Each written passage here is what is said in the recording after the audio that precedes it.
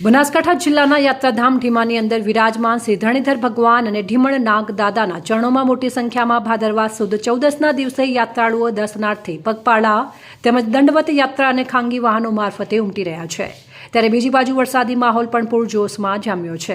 ત્યારે ચાલુ વરસાદમાં પણ મોટી સંખ્યામાં યાત્રાળુઓનું આવવાનું ચાલુ હોય આ દરમિયાન યાત્રાધામના જાહેર માર્ગો પર ટ્રાફિક વ્યવસ્થા જળવાઈ રહે અને યાત્રાળુઓને કોઈપણ જાતની અગવડતા ન પડે તેને લઈને વાવના પીઆઈ સ્ટાફ અને ઢીમાના નાની વયના નવયુવાન અને માતા પિતાની છત્રછાયા ગુમાવ્યા પછી તમામ જવાબદારી સંભાળી રહેલ ભરતસિંહ હેમાજી રાજપૂતને અડચણ ઊભી ન થાય તેને લઈને સવારથી ચાલુ વરસાદમાં ખડે પગે રહી ટ્રાફિક વ્યવસ્થાની કામગીરી જવાબદારી સંભાળી રહ્યા છે।